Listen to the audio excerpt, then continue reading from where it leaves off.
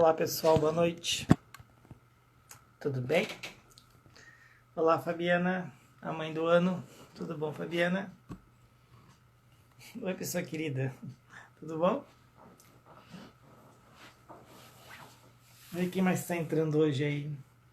Sexta-feira chuvosa aqui em Porto Alegre. Vamos ver quem vai participar da nossa live hoje. Fernanda, olá Fernanda, Anica, Aline, saudade de você. Tudo bom, Aline? Oi, Renata. Agora é sessões, saudações e querer dar beijos e abraços, mas não podemos, que é uma pena. Enfim, esperamos que essa pandemia consiga passar logo. Quando a gente tem que poder ficar em casa, fique em casa, usando máscara com gel, tudo mais.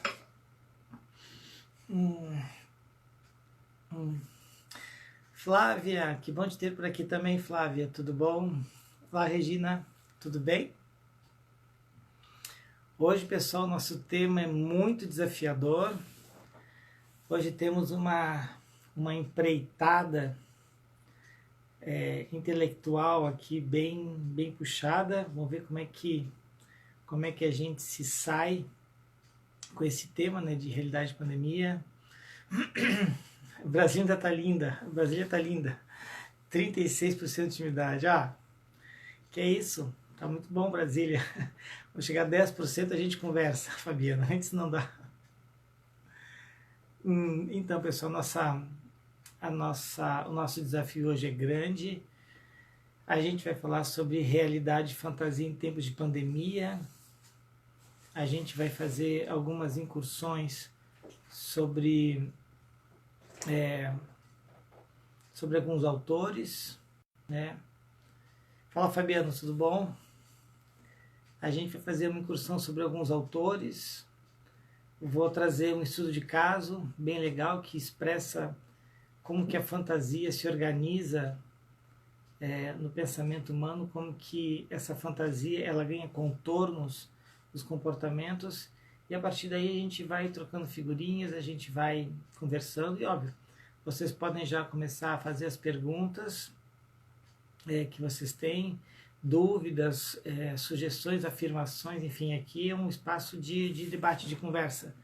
Ainda que a ferramenta não nos permita muitas interações, a gente vai fazendo as coisas, vai fazendo conforme dá, ok? Bom, pessoal, vamos lá. Realidade e fantasia em tempos de pandemia, a pedra de gelo em nossas mãos. Por que eu botei essa metáfora da pedra de gelo em nossas mãos? Porque eu quero que ao longo do nosso bate-papo, que vocês comecem a pensar o que a pedra de gelo em nossas mãos tem a ver com o tema da realidade, imaginação, pandemia. Por que eu usei essa metáfora da pedra de gelo? Ok?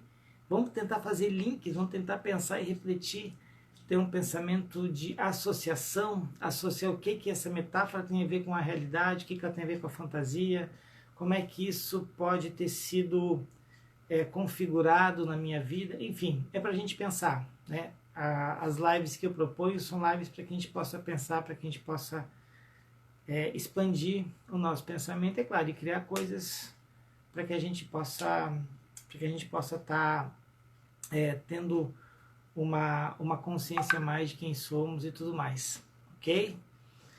Pessoal, travou o vídeo, alguém pode só me dar um feedback e ver se travou o vídeo, se tá normal? Opa, Felipe, tudo bom? Seja bem-vindo. Travou o vídeo, pessoal, tá normal? Não tá normal? Tá bom então, tá, vamos lá. Bom, realidade e fantasia em tempos de pandemia, a pedra de gelo em nossas mãos. Obrigado Fabiana, obrigado Anica, que para mim também já voltou. Já voltou? Tá bom, obrigado.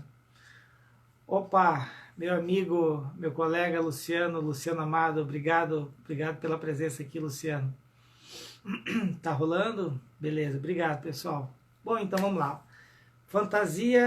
Realidade e fantasia em tempos de pandemia, a pedra de gelo em nossas mãos. Bom, a primeira questão que a gente tem que definir é o que é a fantasia. E aí, pessoal, a gente tem múltiplos conceitos que falam sobre o que é a fantasia. Bom, primeira questão, a fantasia é uma simulação daquilo que nós gostaríamos de ter ou gostaríamos de ser. Ou seja, nós muitas vezes criamos uma fantasia para tentar lidar com uma realidade que é muito agressiva. Muitas vezes a fantasia ela serve para que nós possamos criar máscaras sociais para tentar conviver com algum tipo de realidade que ela se torna extremamente lesiva. Ou seja, eu não dou conta de viver aquela realidade, eu preciso de uma fantasia para que eu possa minimamente ter contatos com aquela realidade. Ou seja, a fantasia ela é uma simulação daquilo que nós queríamos ser ou ter. É interessante porque eu tenho um amigo, que eu não vou falar o nome dele aqui agora, e não é uma pessoa que eu atendo, não é nenhum John Wayne da vida, mas é interessante porque ele sempre quis ser um cara muito inteligente, ele queria parecer inteligente, e o que ele fazia? Ele lia somente biografias. O que ele fazia o tempo todo era ler biografias. Por quê? Porque ele podia contar algum tipo de babado, ele tinha alguma curiosidade para falar sobre alguma pessoa, sobre um filósofo, sobre um ator, sobre um cantor, enfim, algum ícone social, ele lia as biografias. Pergunta, ele sabia o pensamento daquele autor, daquele filósofo? Ele sabia a obra daquele artista? Muito pouco. Ou seja, mas ele parecia que ele tinha muito conhecimento, porque ele falava a sessão Caras e Contigo de algum ator, de algum escritor, de algum expoente social. E é interessante porque ele tinha que criar a fantasia de que ele era inteligente. Porque na verdade mesmo, ele não era. Na verdade ele tinha só uma capinha, um verniz, que ele tinha algum tipo de informação que dava a ele, digamos assim, o status de ser inteligente. Uma fantasia que ele criou uma persona. Pessoal, a palavra persona, que ela é muito utilizada para falar de máscaras sociais, a palavra persona, ela vem do grego antigo, do grego arcaico, e a persona ela é sinônimo de personalidade, porque tanto na tragédia grega como na comédia grega, os atores trocavam de máscaras, trocavam de personagens a partir que eles trocavam de máscaras. Então, essa máscara, essa persona, dava a ele uma outra personalidade, ou seja, eles incorporavam um outro papel, um outro personagem. E volta e meia eles trocavam os personagens, trocavam as personas, trocavam as máscaras. Então, a fantasia, ela está muito vinculada também a uma persona, uma máscara social que nós temos que muitas vezes utilizar, ou que as pessoas muitas vezes utilizam para tentar serem aquilo ou parecer ser aquilo que não são. Então esse é o primeiro conceito de fantasia, é esse, é uma simulação daquilo que queremos ser ou ter. Um outro conceito muito interessante sobre a fantasia é que ela é uma fuga da realidade. Ou seja, eu não dou conta de viver aquela realidade ela é muito severa, ela é muito agressiva comigo, e o que eu faço a partir daí? Eu crio uma fantasia para dar conta de viver uma realidade. Onde é que a gente vê muito isso, pessoal? Relacionamentos. É comum eu escutar no consultório as pessoas dizendo assim, mas depois que casar, tudo vai mudar. Nossa, eu estou cozinhando ele em banho-maria, mas depois que casar, minha vida vai ser de um outro jeito. Será mesmo? Será mesmo que minha vida vai ser de um outro jeito? Será mesmo que eu não estou criando uma fantasia porque aquela realidade ela não me é nada favorável? Será que eu não estou criando uma fantasia em relação ao meu parceiro, à minha parceira, porque eu gostaria que ele fosse de um jeito, gostaria que ela fosse de um jeito e não é?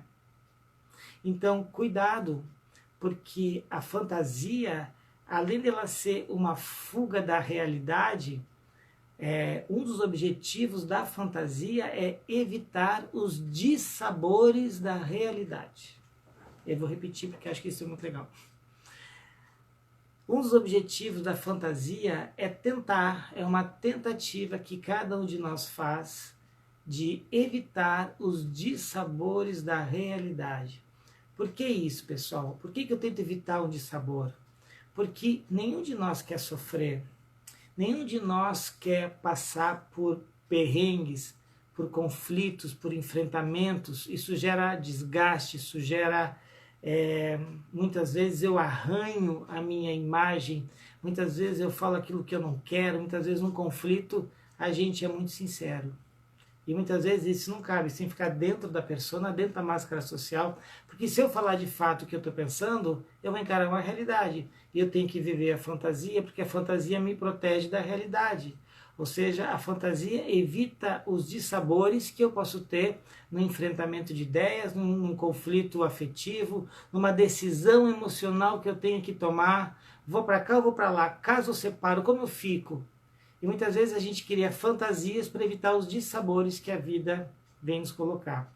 E é interessante, pessoal, porque desde pequeno nós temos uma tendência muito grande a só queremos os prazeres da vida. Ou seja, os dissabores estão fora, eu só quero o prazer, eu quero só a parte boa da vida. E Freud nos ensina que nós somos regidos por dois princípios. O princípio do prazer e o princípio do dever. Onde é que a gente vê muito isso? Onde é que a gente vê muito o princípio do prazer? Aonde que a gente vê? É muito comum da gente perceber isso em crianças. As crianças são regidas pelo princípio do prazer. E eles querem o prazer imediato. Não sei se aconteceu com vocês, aconteceu uma vez comigo. Eu entrei no supermercado para fazer compras e tinha um casal com uma criança pequena, a criança deveria ter uns 4 anos no máximo, e essa criança estava os pais entraram, né, no famigerado corredor das guloseimas. Aquilo ali para criança é uma Disneylândia, né? Eles curtem pra caramba aquilo ali. E a criança automaticamente começou ela fazia assim, ó, parecia um King Kong, uma menina assim. E ela começou a botar tudo que era guloseima para dentro do carrinho. E a mãe e o pai, não pode voltar, não vai levar nada, não sei o quê. Ela, eu quero levar, me dá. O pai disse, não, agora chega, pode esquilar. A criança começou a abrir o berreiro, começou a gritar, sapatear. O que imediatamente os pais fizeram? Tá bom, pega 2 aí. Nossa, olha só que interessante. Quando os pais disseram, pega 2 aí, ou seja, pode colocar 2 caixas de bombons dentro do carrinho, eles estão fortalecendo o princípio do prazer. Ou seja, eu dou piti, eu me jogo no chão e eu tenho a minha recompensa? Olha só que legal. Na criança a gente vê muito isso, nos adultos também. Por que, pessoal, que eu estou atrelando a questão da fantasia às crianças? Porque a fantasia também é um tipo de infantilidade. O que isso quer dizer? Explica melhor isso para nós. Vamos lá. Por que eu digo que a fantasia é um tipo de infantilidade? Porque na fantasia eu mascaro a realidade. Na fantasia eu crio uma realidade que não existe. Essa realidade ela só vale para tapar o buraco afetivo daquela relação que eu não quero enfrentar.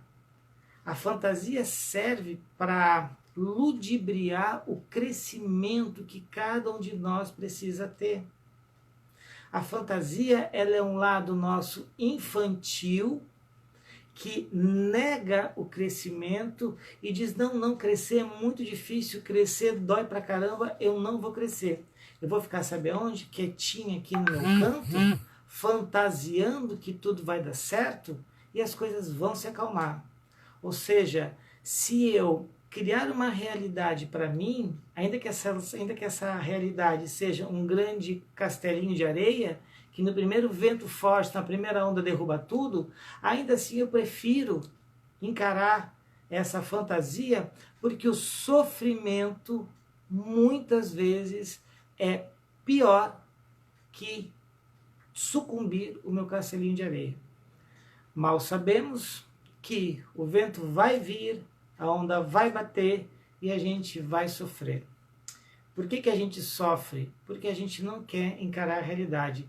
A gente sofre porque a fantasia, ela é também um mecanismo de defesa que cada um de nós elabora, que cada um de nós cria, que nós criamos para tentar evitar o sofrimento.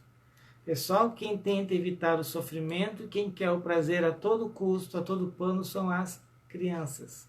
As crianças, elas são regidas pelo princípio do prazer, e o princípio do dever vai ficando cada vez mais para frente, mais para frente, mais para frente. Até que chega aos 6, 7, 8, 9 anos da criança, ela começa a ter mais responsabilidades.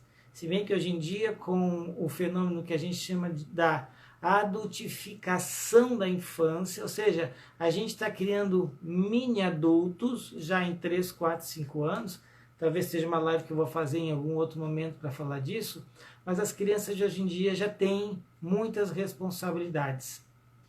Ou seja, isso é um fenômeno social. Outro dia, quem sabe, eu faço uma live falando só sobre essa adultificação da infância. Assim como nós temos a medicalização da infância, nós também temos a adultificação da infância. Enfim, quem sabe mais para frente eu faço uma live e falo sobre isso aí. A fantasia também, ela está muito ancorada numa busca. Ou seja, o que nós buscamos com a fantasia?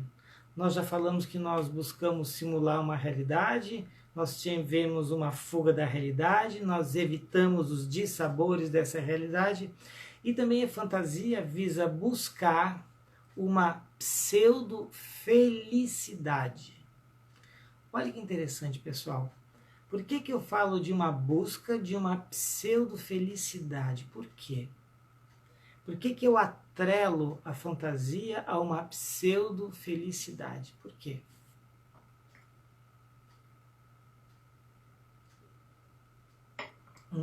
Me digam por quê. Por quê? Por que pseudo-felicidade? Por quê? Porque a fantasia, pessoal, ela não tem raízes profundas. A fantasia, ela é rasa. A fantasia, ela é passageira, ela é efêmera. Ela é uma ilusão de que eu vou conseguir, sem ter nenhum embasamento, sem ter uma concretude, eu vou conseguir lidar com um problema, eu vou conseguir lidar com uma situação. Essa é a metáfora, pessoal, do castelinho de areia que cada um de nós já desenhou, já fez, já construiu na beira da praia. Não se sustenta. É a primeira onda, é a primeira... E por que, pessoal, que eu também falo que ela é efêmera, ela é uma pseudo-felicidade. Por quê, pessoal? Porque ela não se conecta com o nosso verdadeiro eu. O que é o nosso verdadeiro eu? O nosso verdadeiro eu é o nosso self. É uma instância psíquica que ela traduz aquilo que é mais essencial em cada um de nós. Ela traduz aquilo que é indispensável para o nosso funcionamento psíquico, para o nosso lugar no mundo. E quando eu coloco uma fantasia, essa fantasia ela tem muito mais a ver com o ego do que propriamente com o verdadeiro self. O ego, muitas vezes, ele faz um espelhamento naquilo que a gente chama de falso self. Ou seja, um falso eu. Um falso eu acredita nisso. Um falso eu vai dizer assim, olha só, ó, não briga com ele não, ele te traiu, mas olha só, homem é tudo igual, só muda de endereço. Olha a fantasia que esse falso self começa a nos induzir. Olha como o nosso ego está junto, de mãos dadas com o falso self, porque o ego ele não quer mudança. O ego é uma instância psíquica que tenta mediar os impulsos que vêm do inconsciente, a relação com o superego, que são as tradições, a cultura, os ditames social. O ego tenta equilibrar e fazer esse jogo. Pessoal, isso é muito delicado. Por que isso é muito delicado? Porque isso não nos dá uma condição de vida real. Não, qual que é a realidade? Qual que é a realidade? Fui traída, fui traído. O que eu vou fazer com isso a partir de agora? Ah, não, mas homem é tudo igual. Ah, não, mas olha só, a gente deve... Ou seja, quando eu tento mascarar essa realidade, eu crio uma fantasia. Por quê? Porque a fantasia, ela me dá uma sensação de pseudo-felicidade. Ou seja, que felicidade é essa que eu tenho que negar algo que aconteceu? Qual é a base dessa felicidade que me conduz a um pensamento que ele não pode ser confrontado? Que felicidade é essa que eu estou criando para mim, que eu não consigo enxergar nada fora daquilo que é a negação, daquilo que é uma objetificação do ser humano, que eu não posso ter nada fora disso? É muito sensível essa relação. Por isso que ela não tem profundidade. E é tão interessante que aqui eu vou trazer uma frase. Essa frase é de um grande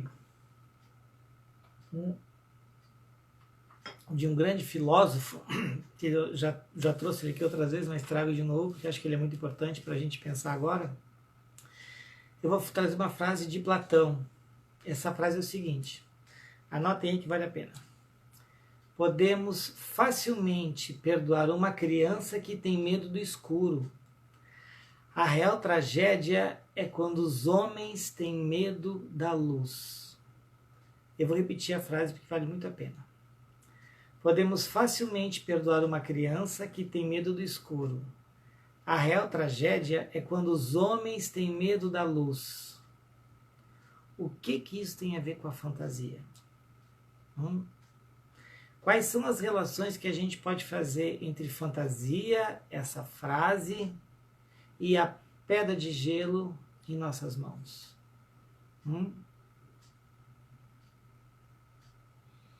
Escrevam para mim que eu quero ver. Eu vou repetir. Podemos facilmente perdoar uma criança que tem medo do escuro. A real tragédia é quando os homens têm medo da luz. De qual é a luz que nós temos medo? O que a fantasia tem a ver com os nossos medos?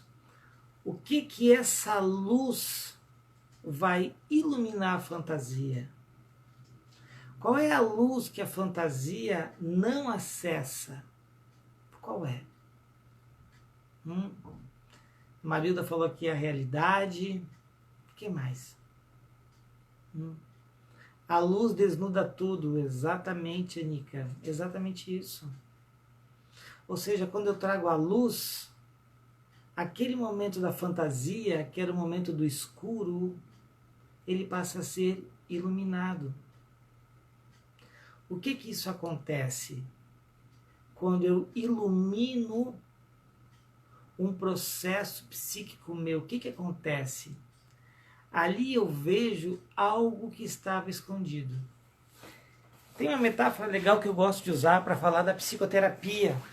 O que a gente faz na psicoterapia? Bom, primeiro, as pessoas muitas vezes chegam na psicoterapia porque tem alguma coisa que não está legal nas suas vidas. Sejam questões profissionais, sejam questões pessoais, questões de relacionamento, de casamento, de trabalho, enfim. Geralmente tem algo que eu não estou conseguindo lidar e que a partir daí eu venho para a psicoterapia e a gente começa a iluminar algumas coisas no psiquismo dessa pessoa. O que é legal da terapia? A terapia, eu estou com a lanterna. Eu digo, olha só, fulano, ó, vamos olhar, vamos botar a luz aqui. Olha, tu viu isso aqui que bacana? Isso aqui é teu, é da tua mãe? De quem é isso aqui? Deixa eu entender, de quem é isso aqui? Nossa, isso aqui é do teu pai, caramba, não está na hora de devolver isso aqui não está ocupando espaço aqui não?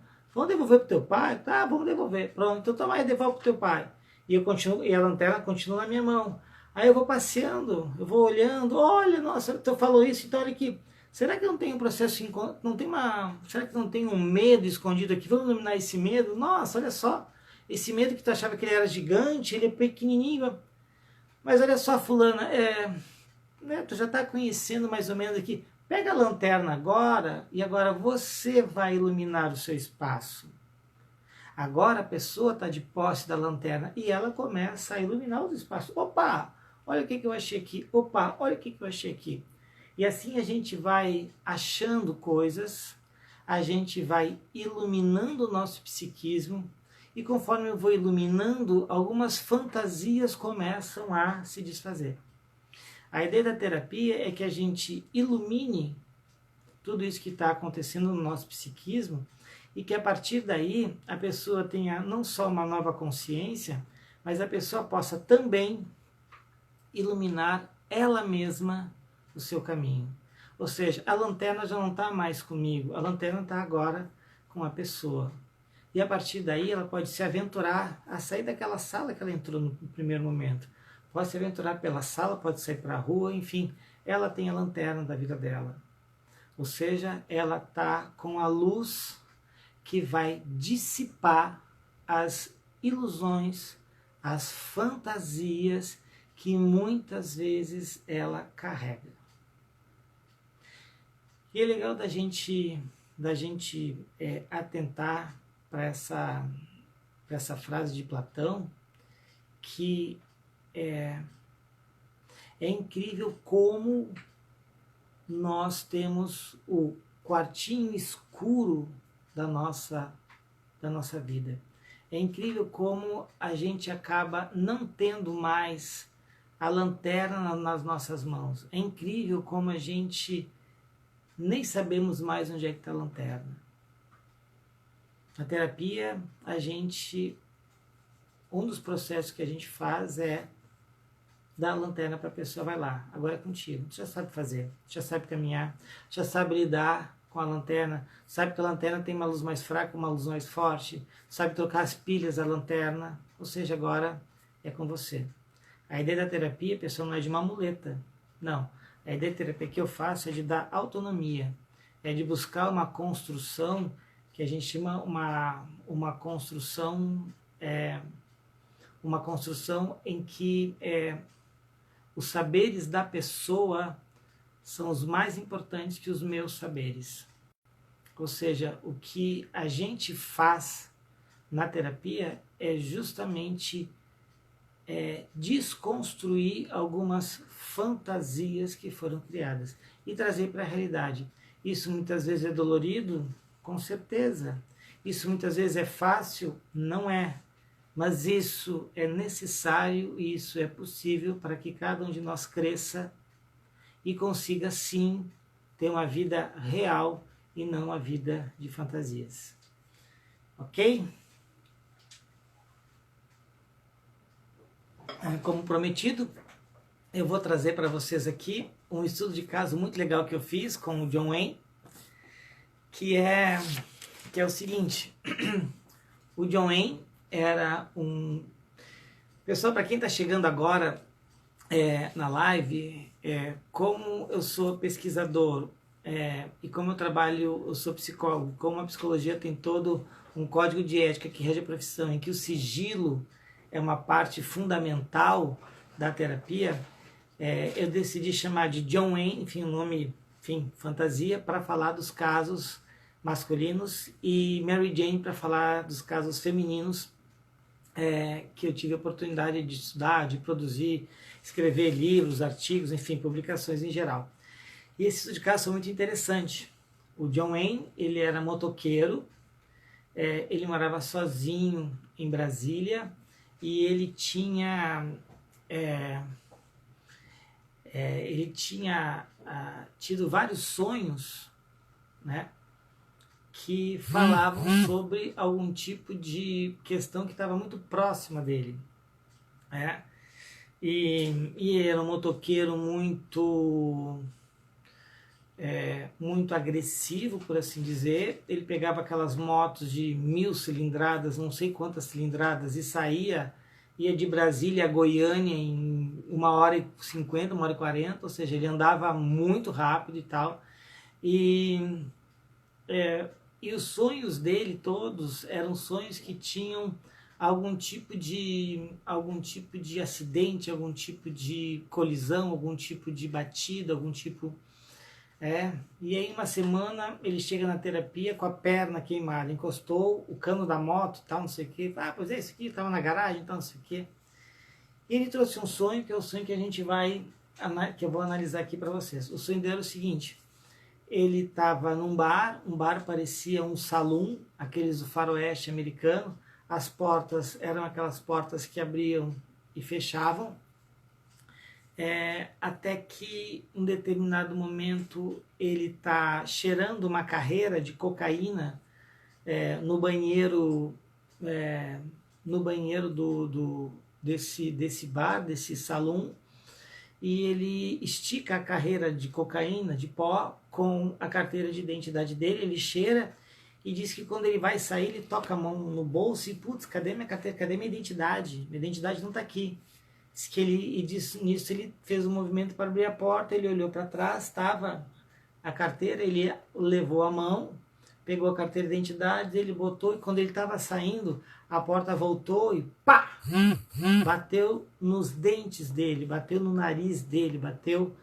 Enfim, diz que no sonho, ele lembra que ele ficou banguela, né? Ele ficou com o rosto desfigurado, ele quebrou o óculos que ele tinha e ele não se reconhecia mais. Diz que, nossa, aquilo aí não era mais ele. E ele acorda daquele sonho assim, tal, bem apavorado. E aí a gente trabalhou as questões do sonho, né? Poxa, o que era aquele sonho? Os sonhos, pessoal, eles são pistas que o inconsciente nos dá para que eu amplie o meu nível de consciência. Os sonhos é um material onírico que ele passa pela barreira do ego, ele chega na nossa consciência como sonho, e os sonhos são sempre simbólicos. Ou seja, eu sonhei com cobra, então é traição. Não, não é. Eu sonhei que a minha esposa estava me traindo, então ela vai me trair. Não, não é isso. Os sonhos falam de uma outra natureza. Os sonhos têm uma relação simbólica com cada pessoa que nós sonhamos, cada elemento do sonho, ele tem um conteúdo simbólico, ele não é concreto. Nossa, eu sonhei que eu ia bater o carro, então eu bati o carro. Não, não é assim. Isso pode acontecer, mas não necessariamente pela relação simbólica do sonho. Por que eu digo isso? Porque a gente começou a trabalhar o sonho do John Wayne, começamos a interpretar os sonhos juntos, e até que teve um momento que eu falei para ele: olha só, tu consegue perceber que tem alguma coisa que está, digamos assim, bateu na tua cara, uma coisa, ela está muito próxima de acontecer. Será que tu vai ver que isso tira a tua identidade, tu está perdendo a tua identidade fazendo isso? Ou seja, qual é que é a outra conexão que tu tem que buscar? Qual é outro... Ele, não, nada, não, isso aí não, isso aí isso é um sonho, não vai acontecer nada e tal, para ir para lá. E ele morava sozinho em Brasília, os pais eram de Goiânia e tal, não tinha nenhum familiar em Brasília, até que um determinado momento o John Wayne,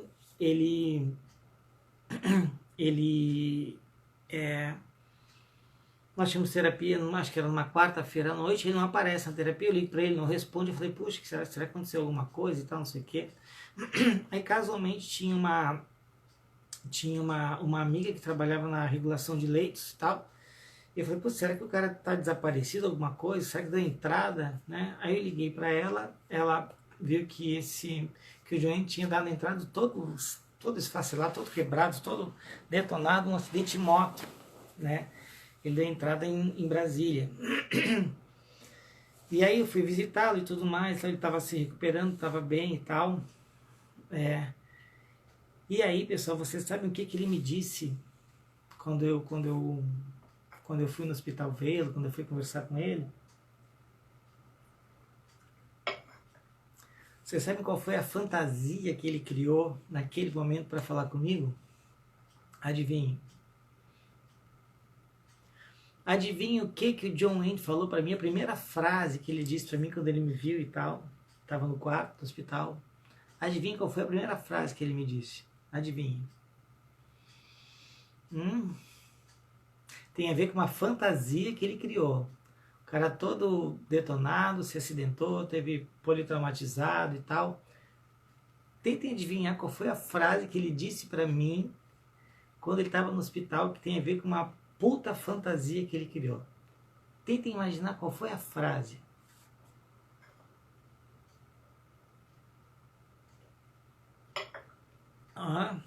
Tenta imaginar qual foi. O sonho revelou o acidente. Viu, o sonho se realizou. Meu sonho se concretizou. Pessoal, como seria bom se o John Wayne tivesse dito isso. Você sabe o que ele me disse? Prestem atenção para vocês verem o que é uma fantasia. O que é a pessoa negar uma realidade. A fantasia dele foi a seguinte. Ele me disse com essas palavras. Então, Hélio, viu só? Foi o destino que quis que eu me acidentasse. O destino quis que eu me acidentasse. Vamos entender isso um pouquinho melhor? Olha só, a fantasia do John Wayne é o que a gente chama de uma configuração subjetiva da personalidade. O que é uma configuração? Configuração, ela tem um centro, ela tem um núcleo afetivo e a partir daí vários outros sentimentos se organizam ao redor dessa configuração subjetiva da personalidade. O que a fantasia do John Wayne era alimentada? Bom, primeiro era alimentada por quê? Por que ele tinha que dizer que era o destino? Porque se ele fosse encarar a realidade, ele ia ver que ele era totalmente irresponsável, infantil, um homem de 58 anos parecia que vivia como um adolescente de 18. Ele ia ter que encarar essa realidade. Por isso que ele cria a fantasia do destino. Por quê, pessoal? Porque o destino é aleatório. O destino, eu não tenho a mínima condição de controle sobre ele. Quaisquer coisas que eu venha fazer, se o meu destino diz assim, eu fico passivo na história. Eu não tenho absolutamente nada que eu faça de A para B, de B para A, para cima. Nada vai adiantar, porque o meu destino, eu estou fadado ao meu destino. O meu destino, eu não tenho como fugir dele. Então, quando ele coloca no destino, ele cria fantasia para quê? Para se eximir das responsabilidades que eram dele. Olha que interessante. Olha como a fantasia ela tem que ter um peso. Olha como ele tem que acreditar muito nessa fantasia. Por quê? Porque é na fantasia que ele não assume a responsabilidade dele.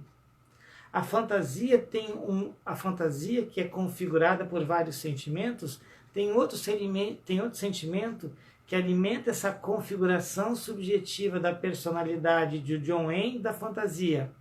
Qual seria? Um é o quê? Ele se exime da responsabilidade. Qual é o outro sentimento que também alimenta essa fantasia dele? Qual é? Qual seria?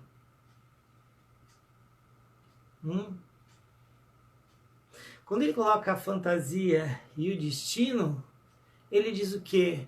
Nossa, foi Deus quem quis assim. Ele coloca numa perspectiva metafísica algo que, se ele andasse a 5 por hora, ou se ele andasse a 20 por hora, ou se ele andasse a 200 por hora, não importa. Ia acontecer do mesmo jeito. Ou seja, o que está por trás dessa fantasia? O que configura essa fantasia? A responsabilidade dele, a terceirização dessa responsabilidade. Uma outra questão que também configura o quê? Esse elemento eu não dei para vocês, mas ele sempre quis ter muita liberdade. Ele sempre quis... ele se separa da esposa e ele diz que ela sempre prendia ele, ou seja, ele projetava na moto uma liberdade que ele não teve no casamento, mas ao mesmo tempo ele se escravizou nessa irresponsabilidade dele. Então vejam, quando a gente acha que o problema dele era a fantasia, não.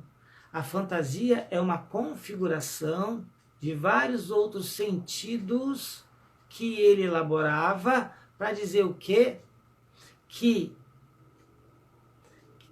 que a fantasia era a negação da realidade. Ele não queria enxergar que ele era irresponsável, ele não queria enxergar que ele estava colocando a vida dele em risco, a vida dos outros, nada disso ele queria.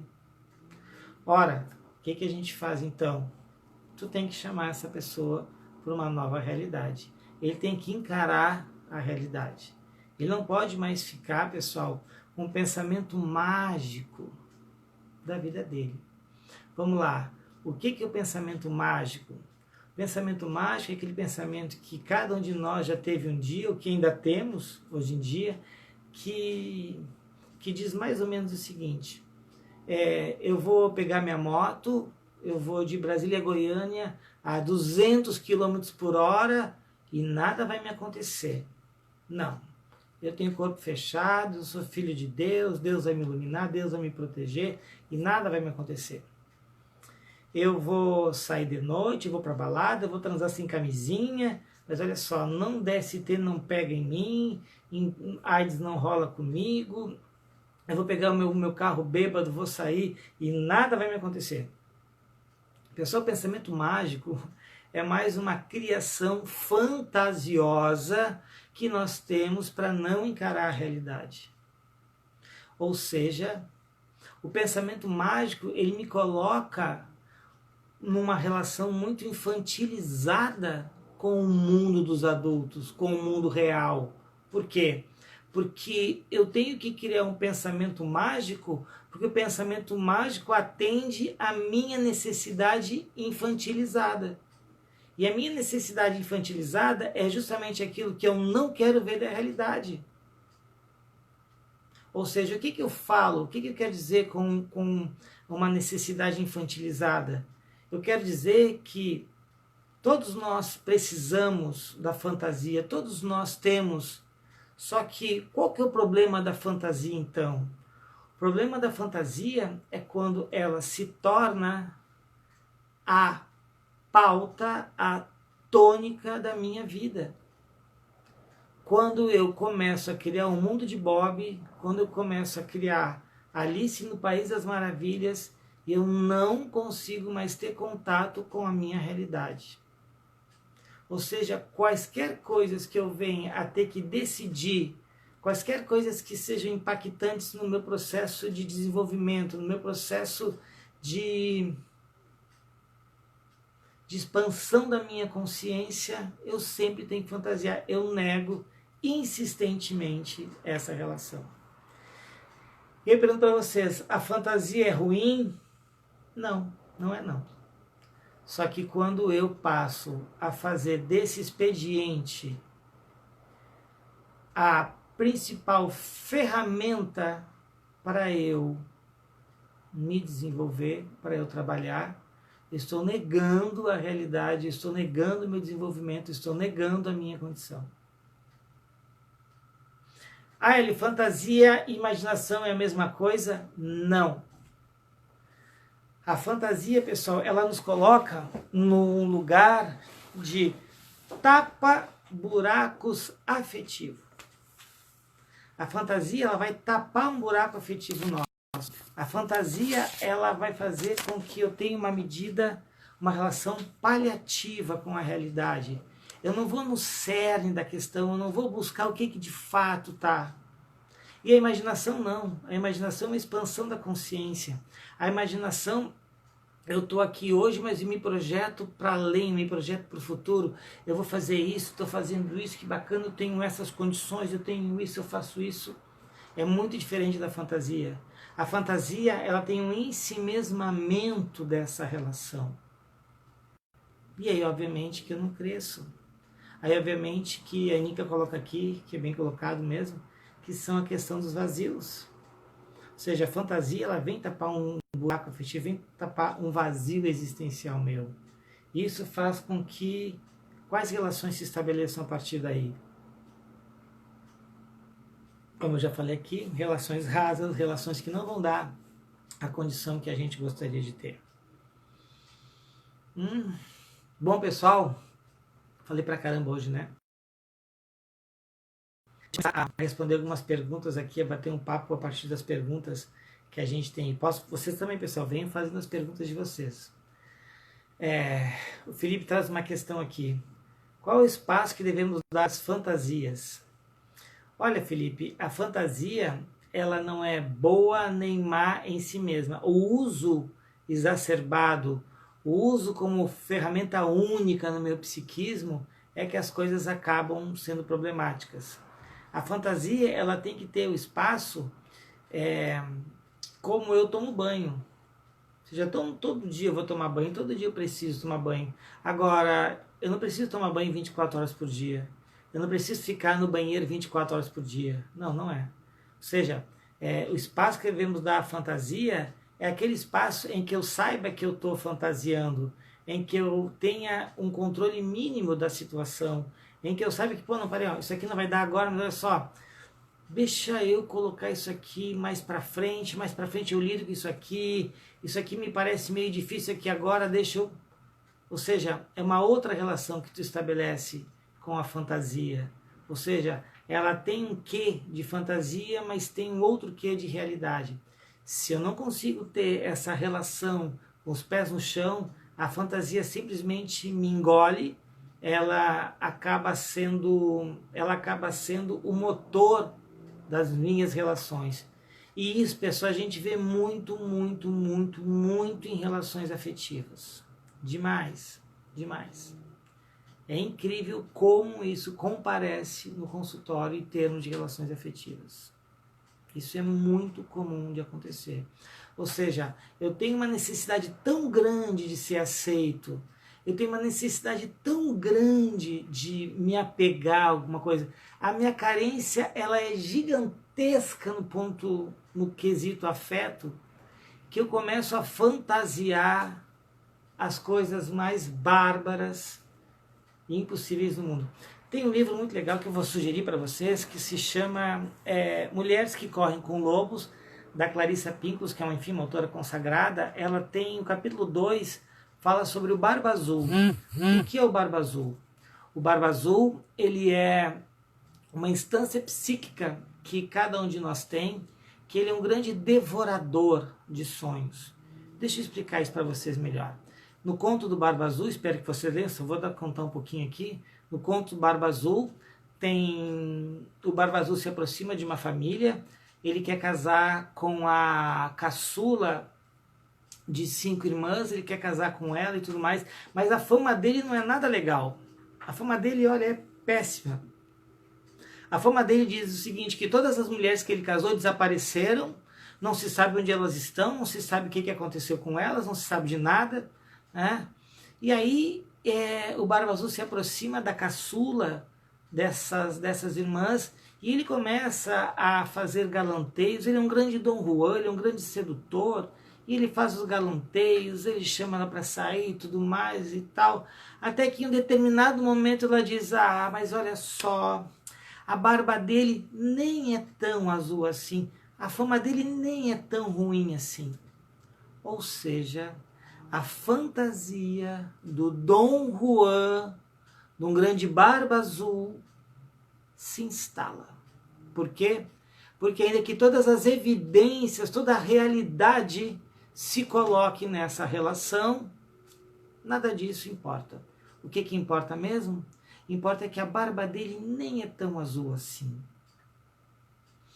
É uma fantasia que muitas vezes nós temos para que sejamos aceitos, para que nós tenhamos o afeto, para que nós possamos ter um relacionamento, namorado, namoradas, casamento, filho, filhas, enfim. São projetos de vida que nós temos. E muitas vezes a gente fantasia a realidade para dar conta de viver esse, digamos assim, esse sonho, essa fantasia do amor romântico, a fantasia do casamento perfeito, a fantasia... Então assim, cuidado, porque a realidade, ela se impõe a todos os momentos. Leiam, pessoal, esse livro, vale muito a pena. Mulheres que Correm com Lobos, capítulo 2, A Tocaia do Inimigo, o Barba Azul. E é tão interessante essa questão que a realidade se impõe, e ela se impõe de uma forma muito severa, muito dura, ela não perdoa a fantasia de forma nenhuma. Eu vou contar para vocês um mito que é muito legal, que é o mito Dédalo e Ícaro.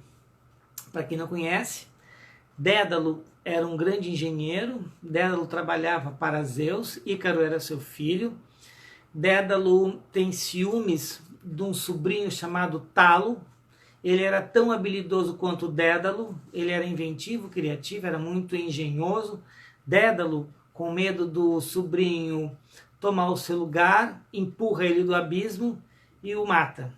Zeus, ficando muito enraivecido, manda prender Dédalo e Ícaro e os envia para o labirinto de Minotauro na ilha de Creta. Dédalo tinha sido engenheiro que tinha construído e planejado todo o labirinto do Minotauro. Ele sabia que era impossível de fugir. Pulando um muro, fugindo por cima das montanhas, não havia como. Mas Dédalo era muito engenhoso, Dédalo era muito inteligente. O que Dédalo faz então? Ele percebe que a ilha de Creta, como eu já falei, ela era uma ilha e tinham gaivotas, tinham, enfim, vários animais que sobrevoavam aquela ilha. O que Dédalo faz então? Dédalo cria asas artificiais para ele e para Ícaro. Ele pega galhos de árvores, ele pega as penas das gaivotas e ele cola as penas das gaivotas nos galhos, formando uma asa. Ele usa cola e usa cera do mel de abelha. O que Dédalo fala então para Ícaro? Ícaro, nós não podemos voar muito alto porque o calor do sol pode derreter a cera das abelhas e nós vamos cair. Nós não podemos voar muito próximos do mar, porque a umidade pode fazer com que as penas pesem e nós vamos morrer afogados. Nós temos que voar numa altitude média, nem tão próxima do sol, nem tão próxima do mar. Beleza. E assim eles fazem. E eles conseguem sair voando, eles fogem do labirinto de Minotauro. Dédalo permanece na altitude planejada. Ícaro se envaidece. Ícaro começa a voar próximo do sol e faz piruetas, e volta e vai próximo do mar, e continua voando, fazendo um bailado lindo e maravilhoso, até que ele se aproxima demais do sol, ele fica tão envaidecido com a sua descoberta, com a sua possibilidade de voar, que se aproxima demais do sol, cai e morre. O que esse mito quer nos dizer em relação de fantasia e realidade? O que ele quer nos dizer? Quais são os ensinamentos que a gente pode tirar desse mito? Em termos de fantasia e realidade? Quais são? Cada um de nós pode elaborar de uma forma, cada um de nós pensa de uma forma. O que eu trago para vocês aqui, a minha interpretação, é que a realidade vai se impor. Mas dia menos dia, a fantasia não sustenta o calor da realidade. Mais dia menos dia, a gente vai ter que encarar uma realidade que nós deixamos para trás na nossa vida. Mais dia menos dia, a gente vai ter que enfrentar um passado que não foi elaborado, um passado que nós não tivemos as lições aprendidas aqui para o presente. Isso em algum momento chega e não tem como a gente escapar, porque a realidade ela é simplesmente maior que a fantasia. Aliás, a fantasia é a nossa tentativa de pegar algumas partes dessa realidade que supram as nossas necessidades e carências afetivas. É exatamente isso que a gente faz. A fantasia pinça partes, pedaços, fragmentos dessa realidade e tenta trazer aqui para dentro da nossa vida interior para que a gente possa lidar com os nossos buracos afetivos. Só que isso, pessoal, é paliativo. A realidade é muito maior que isso. Ah, Eli, mas o título da palestra da tua live não tinha a ver com a pandemia? Pois bem, então vamos lá para a pandemia agora, pessoal. O que tudo isso tem a ver com a pandemia? Pessoal, a realidade se impõe. Não adianta eu querer achar que eu vou sair, vou me aglomerar e pelo pensamento mágico nada vai me acontecer. Em algum momento a realidade vai se impor. E nós, como crianças narcisistas, infantilizadas, estamos, digamos assim, desafiando a realidade. Assim como Ícaro desafiou o sol. Então pare para pensar como essa pandemia, ela tem uma realidade que, se a gente não entender e a gente não fizer como Dédalo e voarmos na altitude correta, termos os procedimentos corretos, a gente pode sim ter o mesmo fim trágico que Ícaro. Parem para pensar o que essa pandemia veio falar para a gente de fantasia e realidade. Parem para pensar. O que mesmo? Será mesmo que eu não estou sendo narcisista, só estou pensando numa relação umbilical, pensando só no meu umbigo, pensando que eu sou o centro do mundo, que nada vai me acontecer, que eu posso me aglomerar, que eu posso ir para os parques, que eu posso, enfim, festas. Aqui em Porto Alegre tem várias festas, no interior do estado tem um monte de festas acontecendo, festas clandestinas. Então, assim, acho que vale muito a pena a gente parar para pensar até que ponto essa pandemia também não veio nos impor uma outra realidade. É até interessante, pessoal, porque os shopping centers viraram, né, as grandes farmácias do século XXI. Eu tenho um problema, eu tenho uma fantasia não realizada, eu estou com algum sofrimento, eu vou no shopping, eu compro, ai, pronto, estou resolvido. Não. A realidade vem dizer não. Vá viver a sua vida, vá encarar os seus medos. Não adianta tentar ficar indo digamos assim, numa farmácia cosmética capitalista de shopping center. Isso não vai resolver o teu problema. A realidade da pandemia veio nos impor novas formas de relacionamento conosco e com os outros. Mas nós insistimos em ser Ícaro. Tá cheio de Ícaros voando aí perto do sol, pessoal. Alguns deles já passaram perto, alguns já caíram. Tomara, faço votos que isso não aconteça com nenhum de nós. Mas para isso, sejamos mais Dédalo e menos Ícaro. Acho que vale a pena muito a gente refletir sobre isso. Tem mais umas perguntas aqui. Anica, conheço gente que tem várias personas. Seria um jeito de se encaixar no mundo?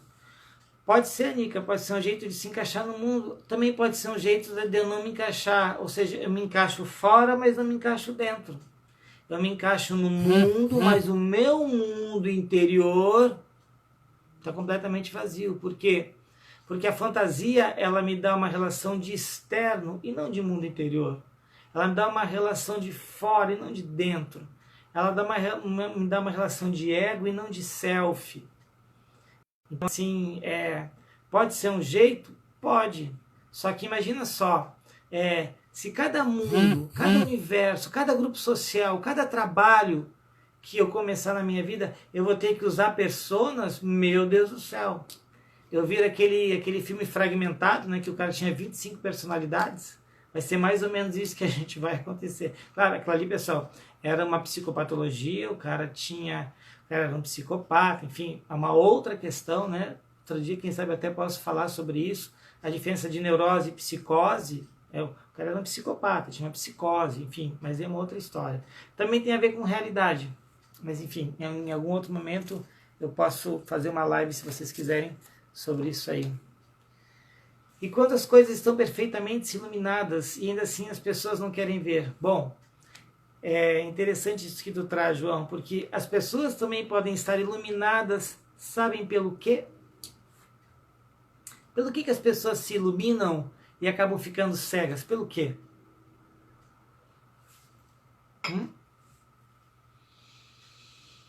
Sobre o quê? Ótima pergunta, João. As pessoas, pessoal, podem estar enxergando coisas e ficarem cegas quando existe o fanatismo. Seja ele religioso, seja ele político, seja ele acadêmico, enfim. Pessoal, tenho só mais 15 segundos para... o Instagram já está dizendo que tem que acabar. Bom final de semana, adorei conversar com vocês. Um beijo grande, tchau, até a próxima, valeu!